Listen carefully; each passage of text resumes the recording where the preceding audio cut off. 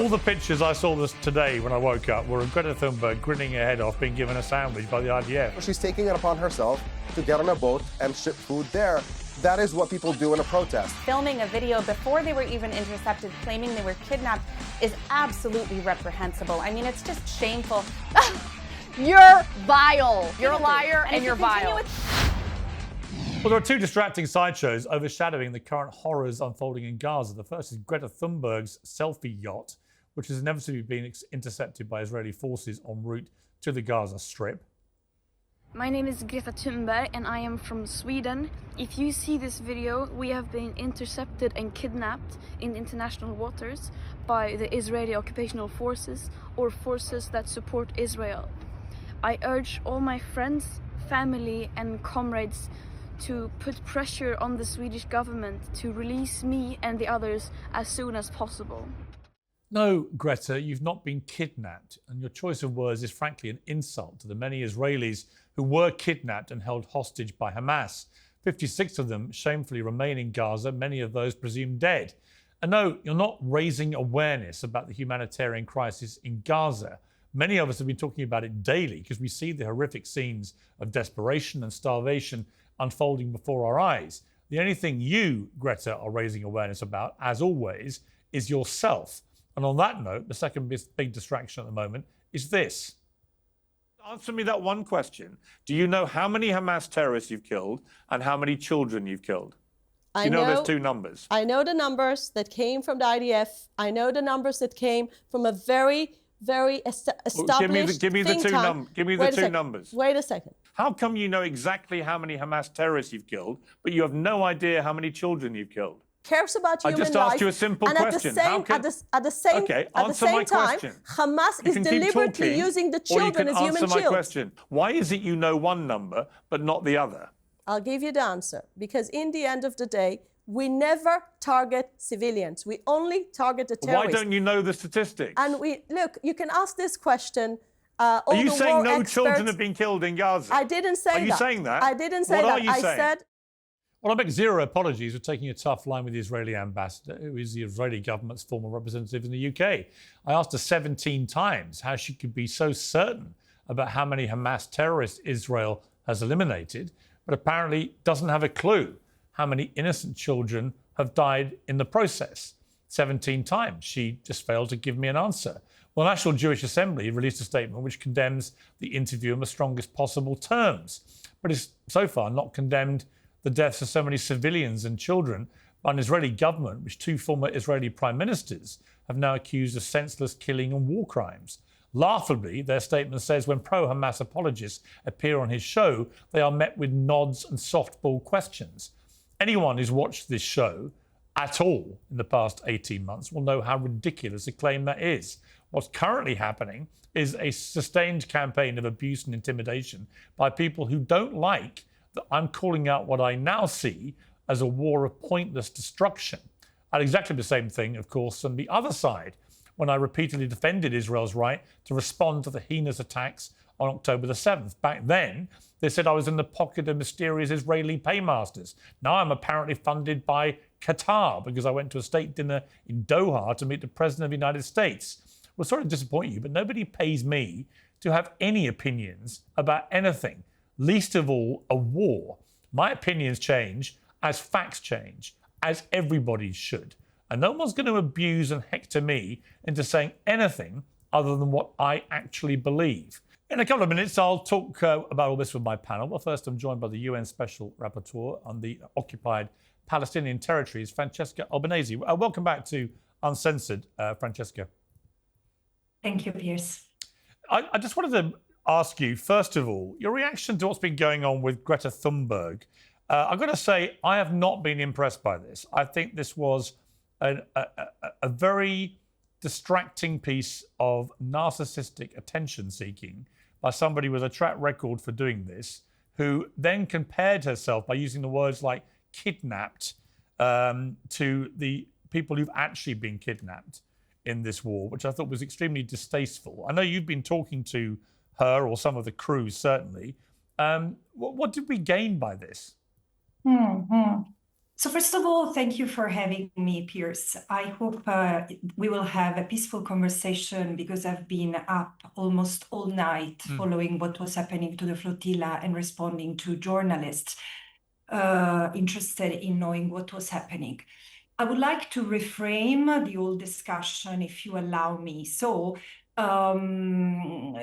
because the flotilla mission was a lawful humanitarian effort, not a stunt. And because of this, we need to look at why they were there and not who was there. As you know, Gaza has been starving. As you know, it's incredible, it's abominable that a country whose leaders are indicted or investigated by the ICC for atrocity crimes and who's been investigated as a state for genocide get to control the flows of aid. This is absolutely ludicrous. Aid should be given according to principles of humanity, neutrality, impartiality, and independence.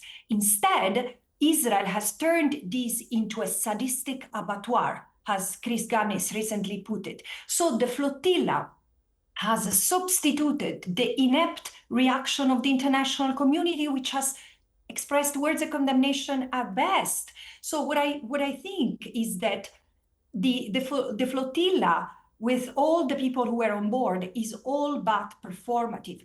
And let me tell you why I think that people like Greta Thunberg or Rima Hassan came on board. Yesterday, I was not in touch with her. I've been in touch with the captain because together with other Special Rapporteur Piers, we have sought the support, called for the support of the flotilla since the very beginning, because we think that the flotilla is doing, even if symbolically, what member states should be doing.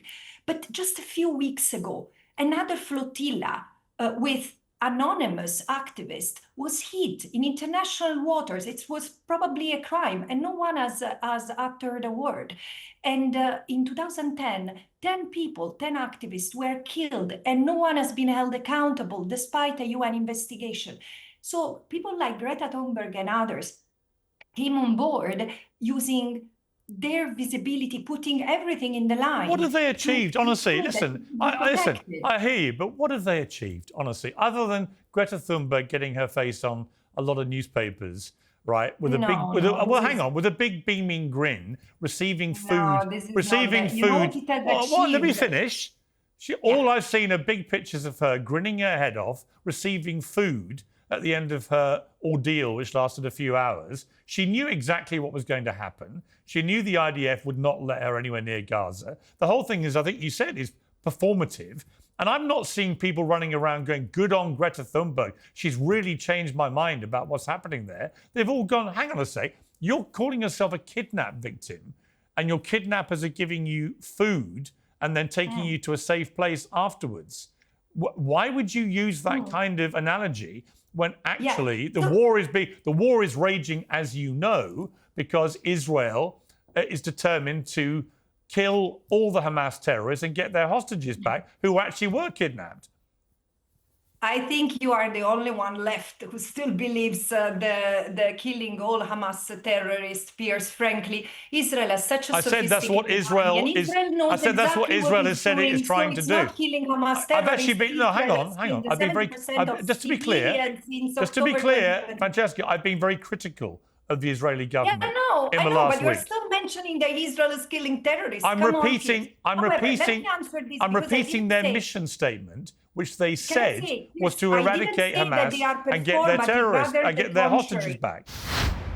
Dry skin, deeper wrinkles, and crepiness are just a few of the visible signs of aging. Also, I'm told.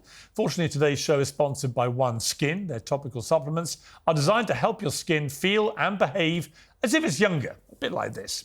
Founded by an all-female team of scientists, OneSkin is the first and only skin longevity company to target cellular skin aging with their proprietary OS1 peptide.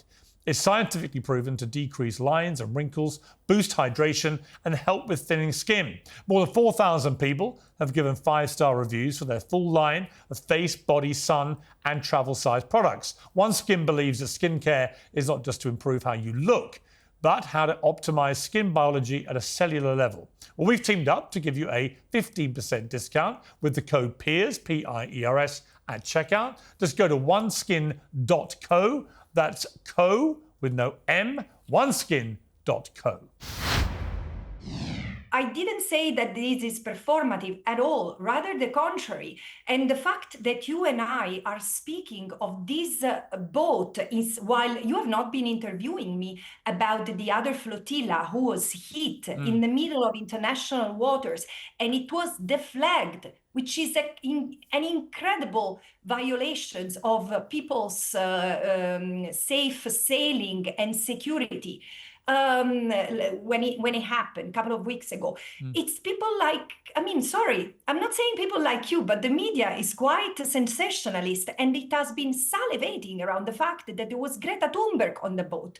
I've never talked to Greta during the context of this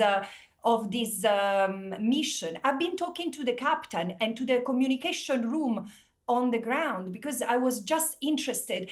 You know, Piers, people in Gaza are seriously starving as they are bombed every day without respite. 400 people are killed every day. And I've seen a glimpse of hope on the face of many because they were waiting for the flotilla. There should be more flotilla. Come on, you don't believe that for a moment. And then you don't believe that. States I'm sorry, Francesca. It's simply ridiculous to think that anyone in Gaza thought that this flotilla was actually going to get anywhere near them and give them any of the relatively meagre supplies they had. The only person who ended up being fed was Greta Thunberg by the IDF. How is that anything but a painful embarrassment and a stunt? Do you really believe Israeli propaganda throwing sandwiches at them? Of course, the answer was give it to the people in Gaza. Come on, Piers. Come on. You're better than this, Piers. That sandwich was for propaganda. I think you're better than this. I think you're better than this. The idea you think that anyone in Gaza... No, hang on, Francesca. And this is what Israel was scared of. Francesca, yes. You do not believe for a moment, if you're honest, that anybody in Gaza genuinely thought Greta Thunberg was going to rock up on the beach with supplies. You knew that was never going to happen. Nobody in Gaza said to you, did they? We think that's going to happen. Nobody did. You clearly seem not to read my mind, Piers, thankfully. No, it's that you're wrong because you keep on focusing on Greta Thunberg while so do people you. like me and people I've been speaking with in Gaza didn't even pay attention. For them, what matters is that humanity has not forgotten them, is that there is someone who tries to break that awful siege that has turned their ghetto into an extermination camp, Piers. Again, I say, let's move away from the flotilla because the flotilla, one thing is sure, has raised two important points. First, is that member states are not doing enough. And if there is something that is performative, is Western condemnation, including that of the UK, because this boat was sailing with a UK flag. And the fact that Israel seized in international water, intercepted in international water, a UK flag sailing boat means that this is can qualify as an act of aggression against the UK. Have you heard the voice of any UK politician on that? Maybe they spoke. I didn't hear that. And again, this is the usual politics dynamic. The rest is that today there is a lot of attention, a lot of focus on this.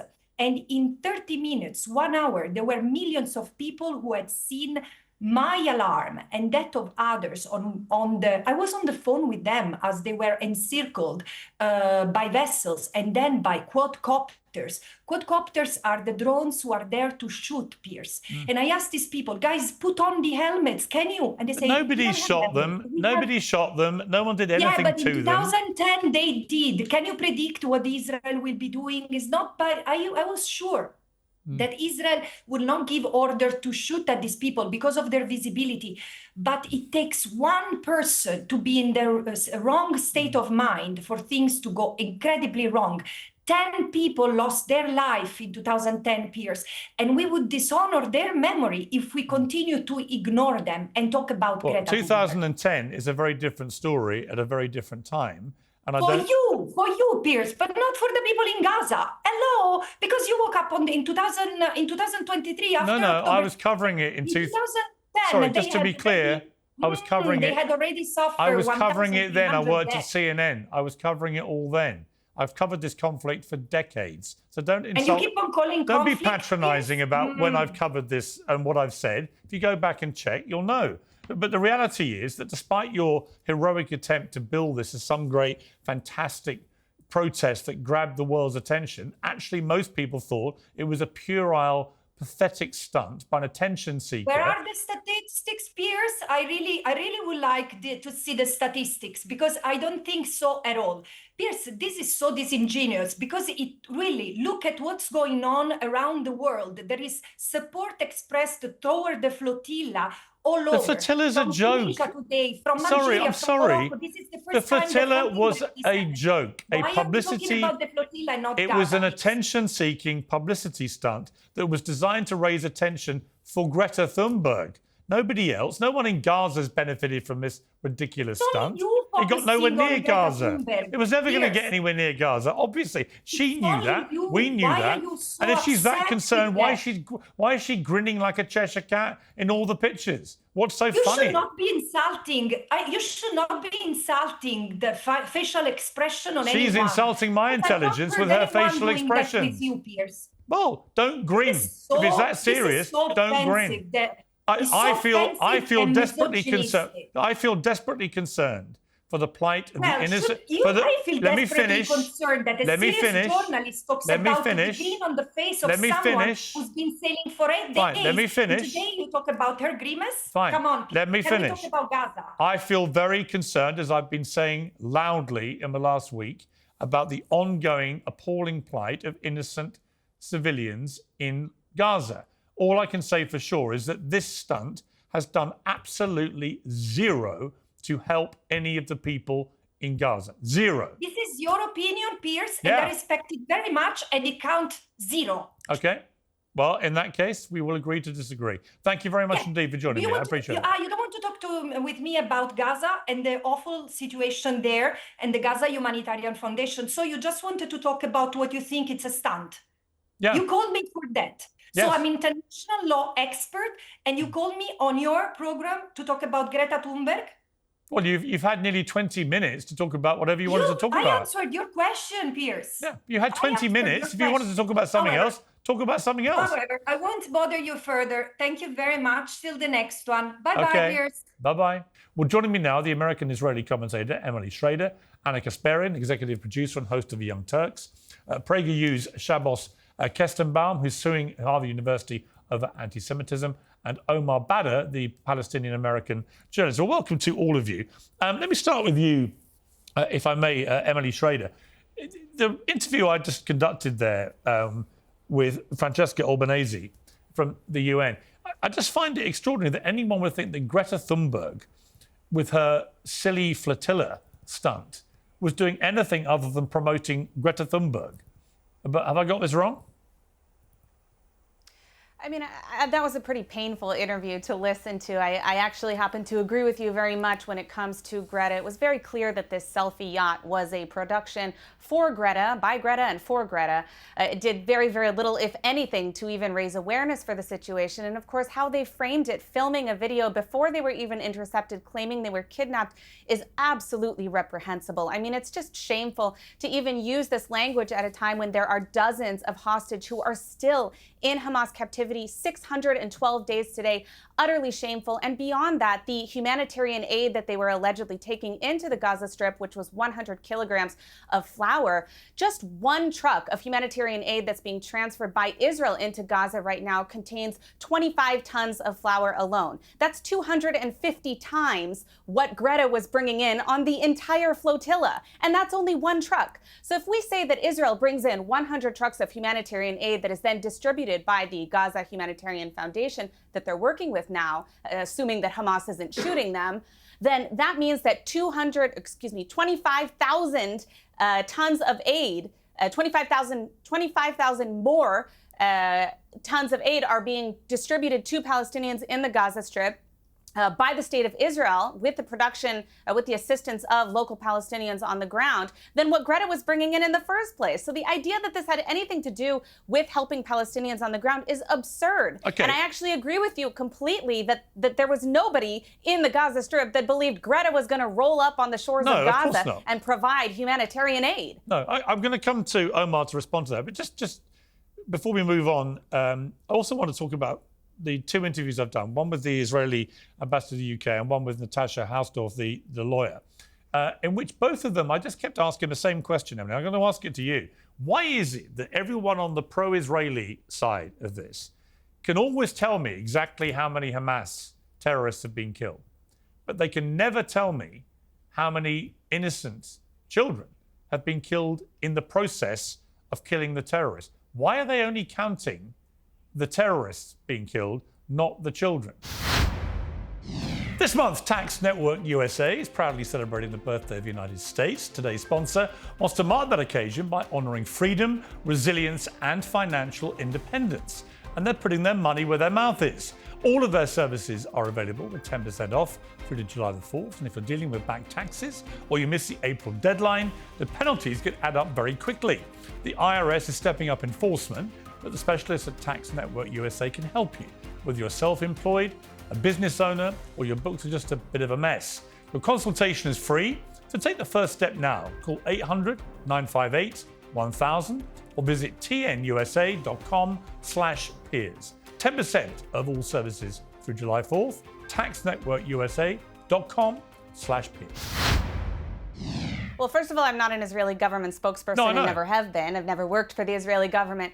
But I don't think that we know exactly how many Hamas terrorists have been killed. I think that they have an estimate. And I also think that they have an estimate of civilians. They have not been releasing those numbers consistently throughout this war because it varies a lot. And in addition to that, we have a lot of the lists that have been released by Hamas, at least initially by the Gaza Ministry of Health, which is, of course, Hamas controlled, that they have changed the data after the fact. So there's a lot of inconsistencies. There's a lot of information from the dust that has not settled. This is an ongoing war, and I think that's part of the reason we don't know all the answers to that. Nonetheless, any civilian death is a tragedy. It's an awful, awful thing. I wish that it wasn't happening, but unfortunately, it is Hamas that has rejected repeated ceasefires, including the most recent one that would have seen at least 2 months of ceasefire, as well as the release of 10 hostages, as well as the bodies of dozens more. All right, Omar, first of all... A pause in fighting is not a ceasefire. A pause in fighting is not a ceasefire. I'm so sick of the rebranding of a ceasefire. A 2-month pause in war is not a ceasefire, period, end of story. Go ahead, Omar.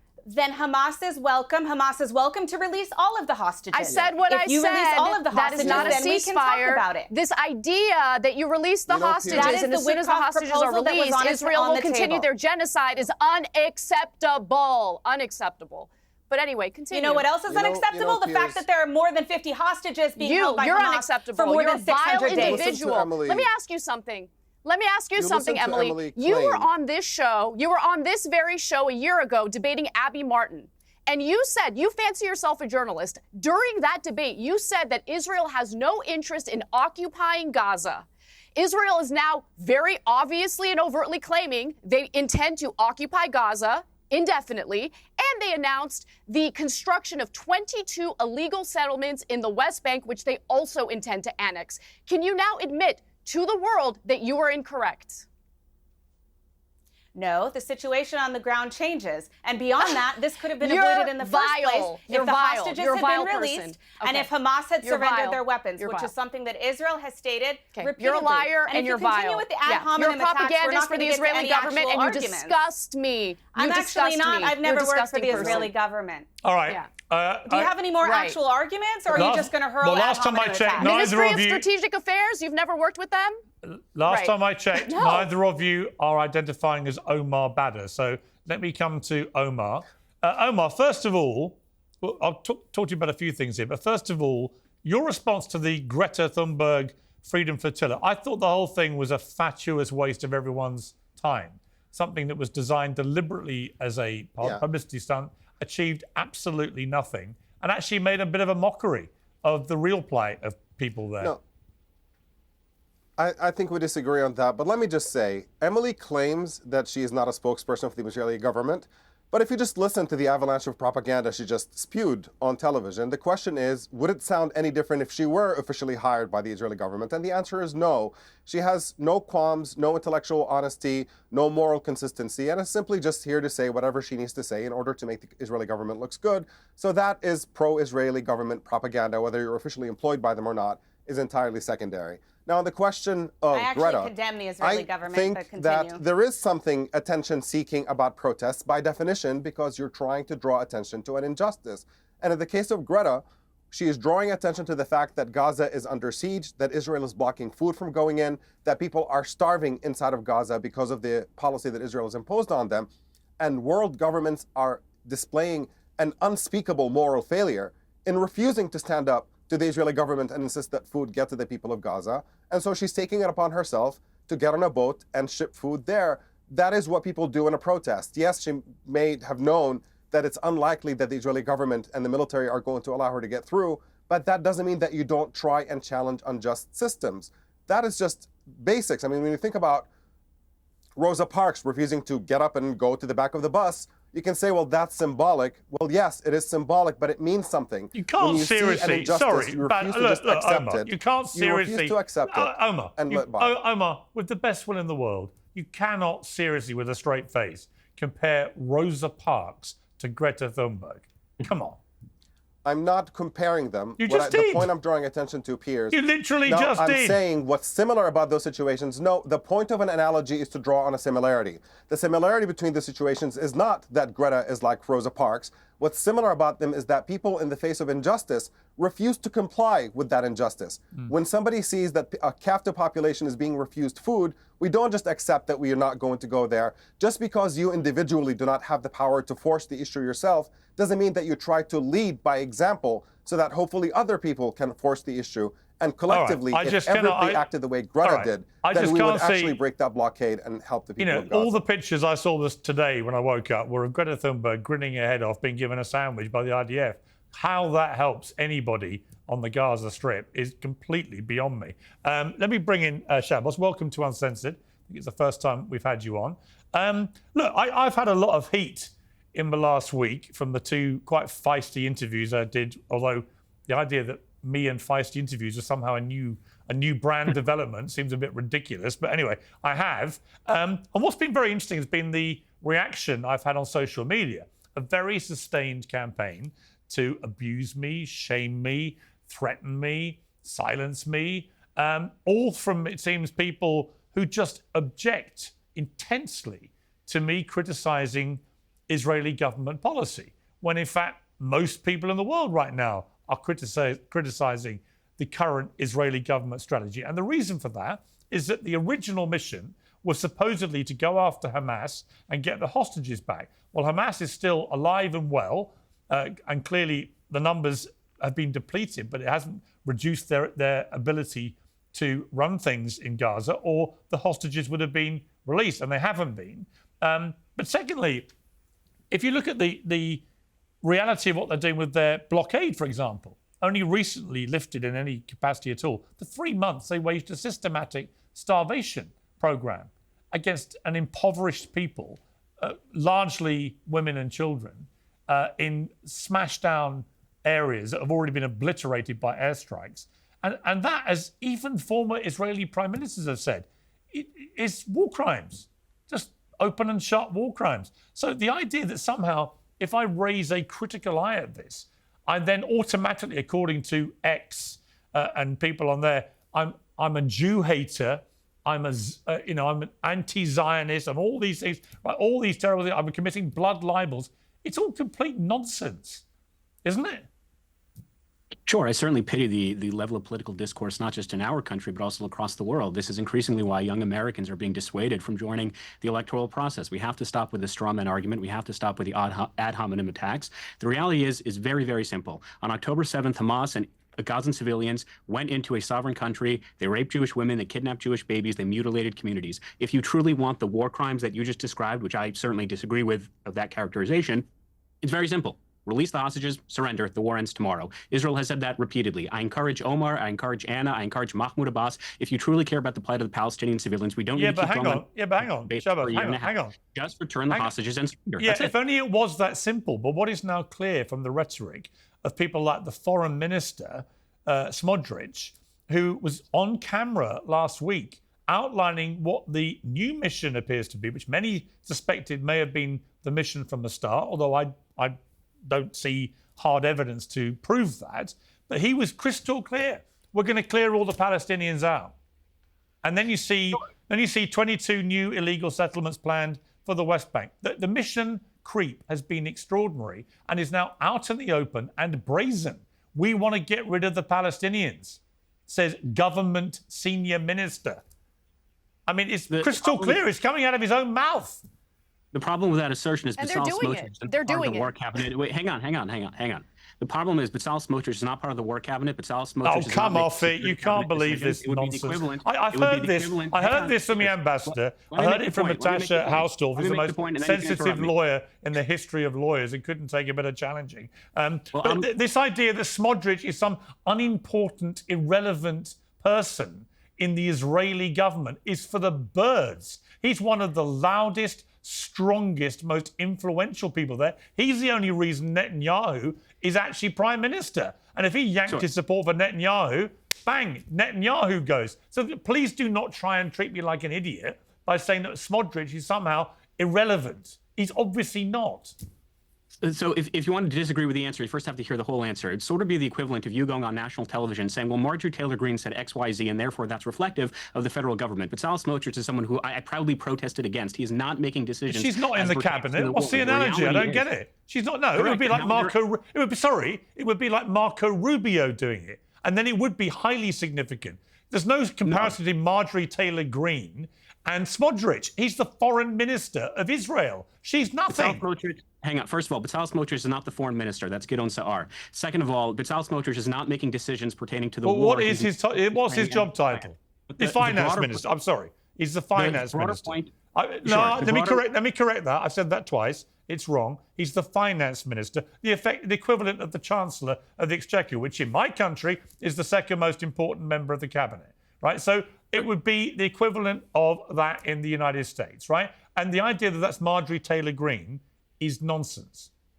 Sure. So the broader point is this. There are currently 0 Jews living in Jenin, 0 Jews living in Nablus, 0 Jews living in Gaza. If you truly believe that Gaza is trying to be repopulated by Jews, then why is it that every single last Jew was kicked out of Gaza in 2005, including dead Jewish bodies that were dug from the graves in order to be expelled from Gaza? The reality is as follows. The overwhelming majority of the Israeli people believe in a two-state solution. Increasingly, though, the problem is not the Israeli people. The problem is the Palestinian people, who are increasingly, as all public data supports, they do not believe in a two-state solution. They believe in Judenreich land from the river to the sea. You don't know what you're talking about. You're just inventing stuff right now. Country. And that is the issue at hand. Of course, innocent civilians are being killed in Gaza. That, unfortunately, is a consequence of war, which is why it was a really bad strategic decision for for Hamas to invade Israel on October 7th, which is why if you truly want to end the conflict, it's not rocket science. Just call on Hamas right now, release the hostages, and surrender. Why is it that there was a Thai national who was not Jewish, who was not Israeli, who was released from captivity 2 days ago? What was he doing as a hostage in the terror tunnels of Gaza for more than 600 days? The reality is Hamas is a dictatorial, tyrannical regime that obliterates any emancipation that the Palestinian people have to self-expression and the freedom of movement. And I call on all peoples, whether it's on college campuses, whether it's in the media, those in Western civilization, if you truly care about the Palestinian people, then you do everything in your power to amplify the work of the Gaza Humanitarian Foundation, which just yesterday gave 1 million boxes of aid and is doing the exact same thing today and will do the exact same thing tomorrow. Okay, let me shot at people. I've given you a good chance to speak there. Palestinians have died as they. I have to get this out. Okay. You want to talk about how Greta Thunberg got involved in some sort of, political theater, whatever. I don't care what anyone thinks about Greta Thunberg. I see that as a distraction. What it's distracting from is the fact that IDF soldiers are intentionally shooting at and killing desperate Palestinians as they're trying to get humanitarian aid from this Israeli-backed organization, which, of course, is able to even exist because they defamed UNRWA. They starved Palestinians for months. Shut up. They starve Palestinians for months. And then, as the Palestinians are desperate for food, they lure them in with this Gaza Humanitarian Foundation and shoot at them. Upward of 200 people since late May have been shot at and killed by Israeli soldiers. Do not forget that. That's the heart of this story. And let's not forget about the 232 journalists in Gaza That's not that true. have been slaughtered Hamas has been by the shooting them. IDF. The Gaza Humanitarian Foundation even confirmed it was You people Hamas. disgust me. They confirmed There's it was no Hamas. humanity And the with only people thing like you, disgusting Emily. here No is the person humanity. who is intentionally None. lying and None. blaming the Shut up. IDF. I can't when even the handle your IDF is the voice. one It who is disgusts assuring me. that there's Disgusts humanitarian me. aid. I'm an Armenian. There are 11 I know genocide when I see meals it. that have been You distributed are a already. defender 11 of genocide. You by are a the- genocider by the and Gaza a defender of Humanitarian genocide. Foundation. You're disgusting. I know you don't like facts, Anna, but this is the reality. Disgusting. The You're only disgusting. person who You is disgust me. threatening, I can't. the only group that is threatening the distribution of aid is Hamas. That is who has been shooting at innocent Palestinians. That's No something what an Israeli Palestinians propagandist would themselves say. have Israeli confirmed It's a lie that has been debunked.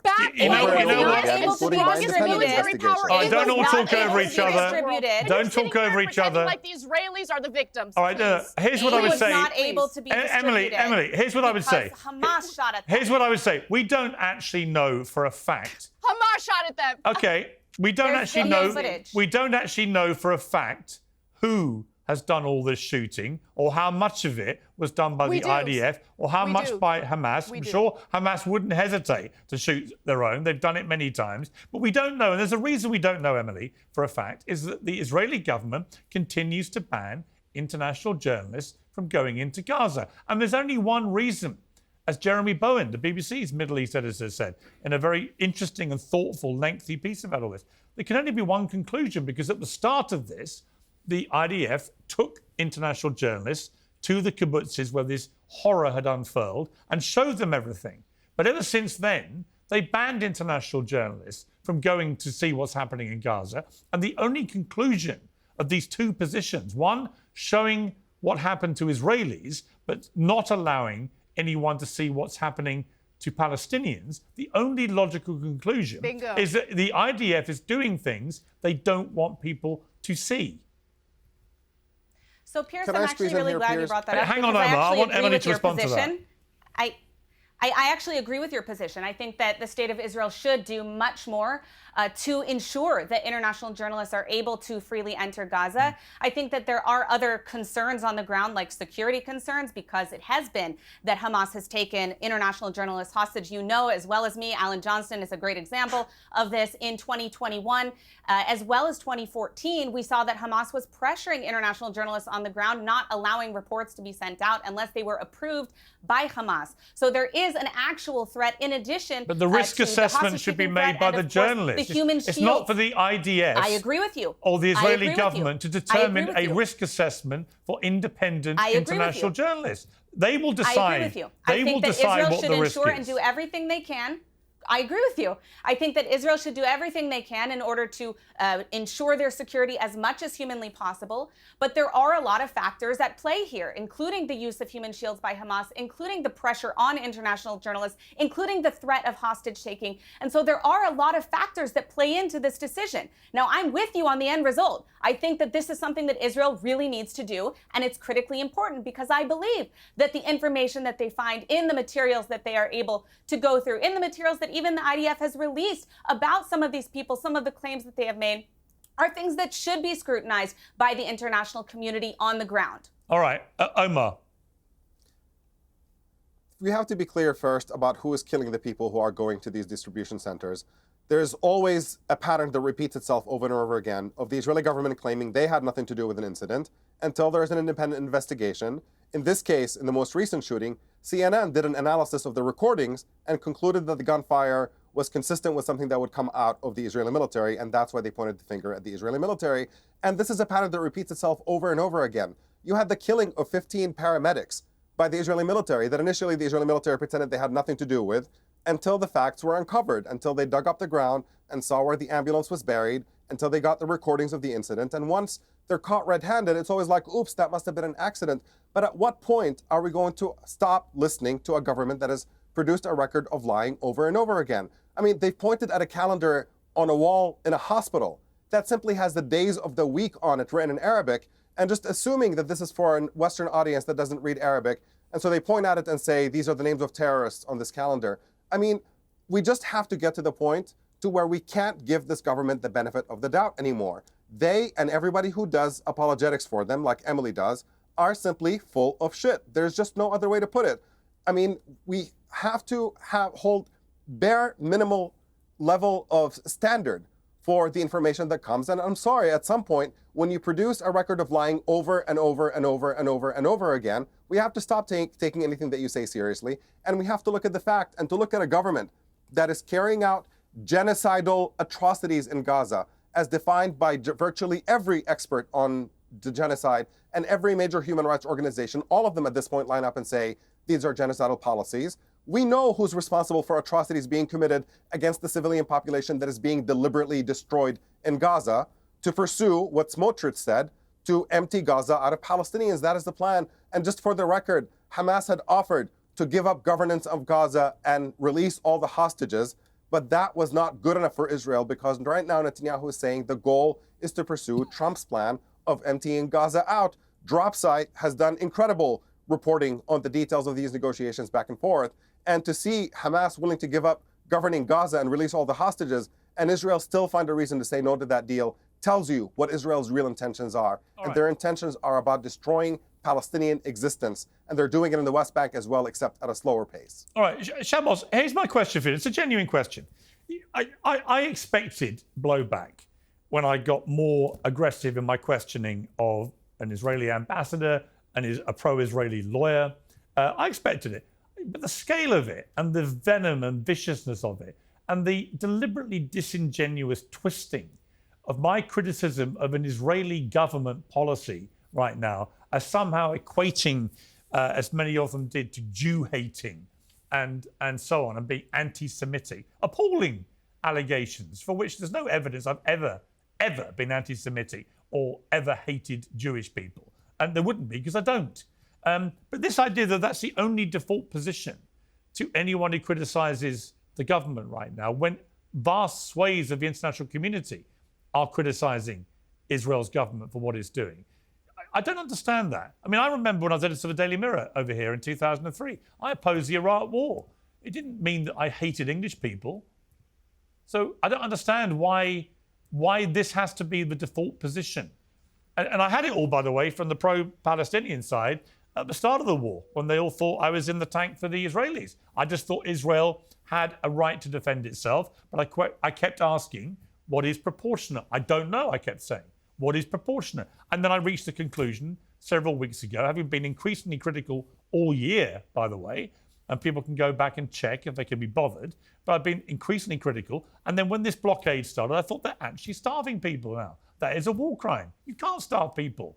It's actually a war crime. And to not call out what you see would be a dereliction of duty as a journalist. But I just don't understand why criticizing a government means you hate a people. Can you explain that?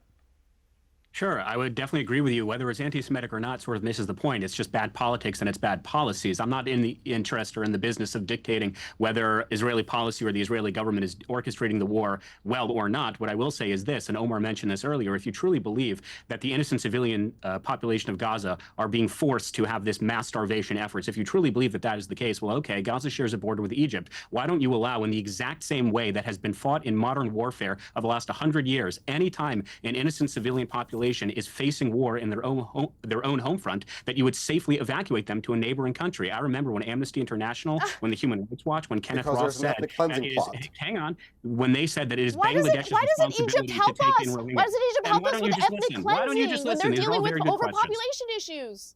Great. So as I was saying, I remember when the Human Rights Campaign said that it was incumbent upon Bangladesh to welcome in Rohingya refugees. I remember when Kenneth Ross said that it was Uzbekistan's responsibility and Pakistan's refugee to welcome in Afghani refugees, when it was Turkey's responsibility to welcome in Syrian refugees. We want innocent civilians to be protected, which is why the Trump plan is a plan. Okay, you should take them into Israel. Why doesn't Israel accept them? And why do you interrupt? These are all very good questions. We have seen for the last year and a half that the only way we can safely evacuate 1.5 million people who are innocent civilians, I agree with you, is by opening humanitarian corridors into Egypt. But the problem is, every time we suggest that, it's ethnic cleansing. Okay, well then inadvertently, when human civilians are... Why Egypt? Why not Tel Aviv? 1 second, because Hamas builds terror infrastructure underneath hospitals, and they build terror infrastructures underneath schools, then Israel is targeting innocent civilians deliberately, and it's genocide. Okay, if you truly believe that that's the case, let's safely evacuate them. Oh, we can't because that's ethnic cleansing. Shabbos, so I don't all right, Shabbos, hang on. Policy that the most offensive part about this entire conversation is how people insult our intelligence as if we're morons and we don't see clearly what is happening on the ground right now. We see it clearly. The international community sees it clearly. The only reason why our politicians here in the United States back Israel, regardless of what it does, whether we're dealing with Democrats or Republicans, is because they're all bought. But the international community sees what's going on for what it is. And it is a genocide. There's an attempted ethnic cleansing. And I'm sorry, but Egypt's not interested in aiding and abetting the ethnic cleansing of Palestinians from Gaza on behalf of the Israeli government. Not interested. No, actually, Egypt is not interested in welcoming the Palestinian people, which is why they bombed Rafah 20 years ago, but the mainstream media never spoke about it because it really didn't ruin the narrative. And the second point I want to say is, if that argument, Anna, that you are using was used in the 1930s and 40s, that Jews should not be safely evacuated to the United States. Right, I know. One trick pony. They need to stay in Germany, and they need to stay in Poland. Otherwise, it's an ethnic cleansing. What a ridiculous argument. You're not going to silence my ass by invoking the Holocaust or calling me an anti-Semite. I don't give a shit. Okay, I see what's happening clearly. I'm going to speak up about it, and no one's going to shut me up. Period. End of story. We see what's going on. The entire international community sees what's happening. The Israeli government wants to genocide and ethnically cleanse Palestinians, not just from Gaza, but the West Bank too. Look at the terror they're dealing with in the West Bank. Hang on, Shabbos, please. Hang on. I want to go to Emily. What I find extraordinary, I genuinely mean this, is there seems to be either a lack of awareness of what the rest of the world is now beginning to feel about this, or a deliberate putting head in sand and saying, it's not happening, we don't want to hear it. Because, if I was an Israeli, if I was Jewish right now, it would be impossible not to be aware of how the world is beginning to feel about this, and that this has got out of hand, it's disproportionate, too many children are being killed, there seems to be no end game for this whatsoever other than, as Shabbos has just said, getting all the Palestinians out, right? Which is clearly what Smodrich, the finance minister, wants to do. And it's clearly what other members of that cabinet agree with him about. I just don't get why there's no awareness or deliberately willful blindness towards the growing international opprobrium from people like me, right, who've been very supportive of Israel's right to defend themselves. But there's just no apparent, all there is a digging in and a sort of blind refusal to admit that anything the Israeli government is doing is wrong, when most people, including two Israeli former prime ministers, have said it's not only wrong, but criminal. Well, I think the fact that former prime ministers or former officials express their opinion about something doesn't necessarily mean that it is or it isn't, whether they agree or they don't agree. Israel is a democratic country. We have a lot of division and debate about this issue even now. And I also think that there is a tremendous amount of awareness of the hostility that Israelis and the Jewish community are facing. Some of that is legitimate criticism of the handling and the conduct of the Israeli government. I myself have a lot of criticism of the current Israeli government, including, of course, Smotrich, but not limited to him.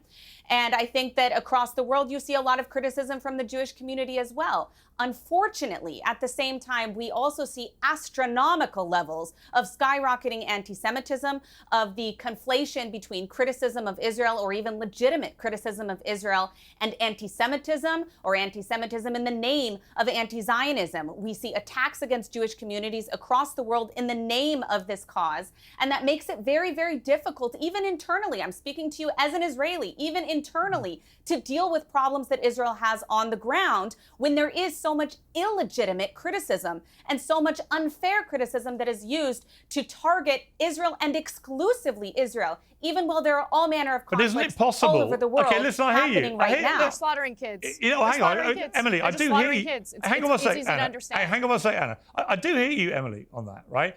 Some of the anti-Semitism and the attacks on Jewish people, it's utterly appalling. Like all of that, I wouldn't qualify it, all of it is appalling. But I think the two things can be wrong at the same time. You know, these attacks on Jewish people are outrageous, shameful, should not be happening. The rising tide of anti-Semitism is appalling and shouldn't be happening. And Jewish people should not be afraid to go out of their front door, which many I know are. I accept all of that. And I'm completely with Jewish people in wanting that fear to not exist and for the attacks to stop. But I can park, and I think everyone should be able to park, what is happening there with the separate issue of whether what the Netanyahu government is currently doing in Gaza is acceptable or not. And I think that is very unacceptable, what they're doing. That has nothing to do with my views of attacks on Jewish people or rising tide of anti-Semitism. To me, they can be two different things. They can both be wrong. I agree with you that both can be wrong. I'm simply answering your question as to whether or not there's awareness both within Israel and within the global Jewish community about this issue, about the fact that there is so much criticism and so much hostility when it comes to dealing with the state of Israel and how they're handling the conflict in Gaza. Okay, fair enough. Omar? You know, when Israel was coddled before, that did not change anything about Israeli policy. During the so-called peace process, all Israel ever did is build more and more and more illegal settlements throughout the West Bank and at the time even Gaza. So you almost want to feel bad for the people who are defending the Israeli position because their position is indefensible until you remember how monstrous the content of that defense is. Because on the one hand, you hear all this nonsense about how Israel is only trying to target the terrorists and they're killing civilians by accident. But 80%, more than 80% of the Israeli public in a recent poll came out in support of ethnically cleansing Gaza completely. You can't turn on Israeli media without listening to genocidal language 24/7 about how it's time to get rid of Palestinians entirely. And in one case, you have a former member of the Likud party in Israel who recently said that even babies in Gaza, every last one of them, is an enemy. So in the face of an Israeli society and Israeli government that speaks like that, to now come along and say, no, we're trying to do our best and it's only about defeating the terrorists. I mean, again, you're just fighting a losing battle. And that's why the world is fed up with it, because they see Israel speaking for itself directly. And then you have that filter that Israel's apologists, who are trained about how to speak about Israel in a way that is supposed to be more palatable, in direct contrast to what Israeli policies actually are. And that jig is up. That game doesn't work anymore. Okay. When doctors, Western doctors, go to visit Gaza and see that there is a record number of bullets to the heads of toddlers in Gaza, and they see that there's no other conclusion except to say that toddlers are being targeted, you can't defend that as targeting terrorists anymore. All right. Shabbos, final words from you, and then last word to Ana. Sure. I would say two things. Number one, if we want to play the game of what individuals are saying about the war in Gaza, Hassan Nasrallah has repeated for years, it would be great for all the Jews to live in Israel because it would be so much more convenient to kill you in one location than having to hunt you down country to country. Thank God the Israel Defense Forces killed him. Yahweh Sinwar repeatedly said that there would be millions and millions of more October 7th, and we would have to fight to the very last child. Thank God the Israel Defense Forces killed him. I will say this. If you truly care about the Palestinian population, if you truly care about innocent civilians, then all I would suggest is that we would do what we have done in every single war fought in modern warfare when there is a refugee population. You would safely evacuate them into humanitarian corridors so you can take out the enemy combatants. And when the war is over, you will bring them back into Gaza and you can rebuild Gaza, not into the dictatorial, tyrannical regime it currently is, but rather the Singapore of the West, which is what it was meant to be when Israel pulled out every last Jew, living and dead, in 2005. They wanted to build up Gaza so that could be an economic and cultural powerhouse. But instead, the Palestinian people elected Hamas, and we all know what that brought about. So if you care about the Palestinian people, then all I would suggest is do not have the Palestinian exception. Rather, follow the foreign policy of the last 100 years and safely evacuate the innocent civilians. You can take out the enemy. When the enemy is finally killed, you can bring it back. And if you don't like that option, I have another option. Tell Hamas to surrender immediately and return the hostages. But apparently that's not conducive to Western civilization anymore. All right. That's a lovely fantasy. Final word to Ana. Final word to Ana. I just want to mention quickly that Emily is one of these Israelis who's going around doing propaganda tours on manufacturing consent for the United States to go to war with Iran on behalf of Israel. We can't make the same mistake that we did in Iraq. We should not go to war in Iran on behalf of Israel. If Israel wants to go to war with Iran, they should do it themselves without our military support, and that includes taxpayer dollars. Go do it on your own. Go ahead and enlist, baby girl. Go do your thing. But leave America out of it. Our our men and women in our armed forces shouldn't die on behalf of your country, period. Okay, That's I'm going to all. leave it. I'm going to leave it there. Thank you all very much. I appreciate it. Thank you. Piers Morgan Uncensored is proudly independent. The only boss around here is me. If you enjoy our show, we ask for only one simple thing. Hit subscribe on YouTube and follow Piers Morgan Uncensored on Spotify and Apple Podcasts. And in return, we will continue our mission to inform, irritate and entertain. And we'll do it all for free. Independent, uncensored media has never been more critical, and we couldn't do it without you.